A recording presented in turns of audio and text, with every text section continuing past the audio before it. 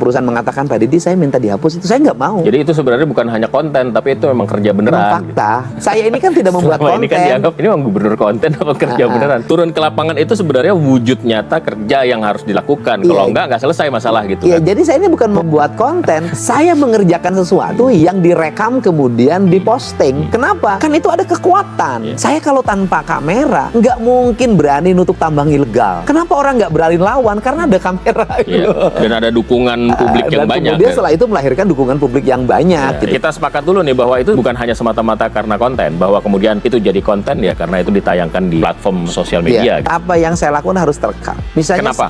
Itu kan dokumen, Pak. Oke. Bayangkan, saya pasti beberapa kali kena fitnah dari sebuah kegiatan yang saya lakukan, kemudian orang memutarbalikan fakta. Justru terjawab dengan tayangan di YouTube itu, karena utuh. Oh, yang sebenarnya yang terjadi ini loh. Bayangkan kalau yang dilakukan oleh saya, yang merekam orang lain merekam sepotong. Edit. Nah, edit. Ini kan berbahaya. Yang berikutnya adalah, itu kan bentuk integritas. Makanya saya ketika bertemu dengan salah satu perusahaan air mineral, kemudian saya menayangkan secara utuh. Apa yang saya tayangkan secara utuh tidak ada bahwa itu arah sidak. Saya sidak waktu itu. Itu hanya dua fokusnya. Yang pertama adalah mobil yang overload, jalan kami lagi bangun, saya nggak mau dong besok rusak lagi. Yang keduanya adalah warga yang tidak mendapat pasokan air. Itu aja. Nah, kemudian diajak untuk melihat sumber air, mata air jadi air aquifer, itu lain hal. Itu kan hal yang disampaikan. Ketika bertemu dengan orang perusahaan mengatakan, Pak Deddy saya minta dihapus, itu saya nggak mau. Kenapa? Justru dengan saya menghapus akan jadi pertanyaan publik. Nah, jangan-jangan ada mainnya nih dihapus. Justru saya ingin terus sampai detil masyarakat mengerti, mengedukasi. Kan pada akhirnya makin mengerti, oh ada air yang dibayarkan pada satu perusahaan daerah 600 juta sampai 700 juta per bulan, tapi dasar pijakan hukumnya nggak ada. Ada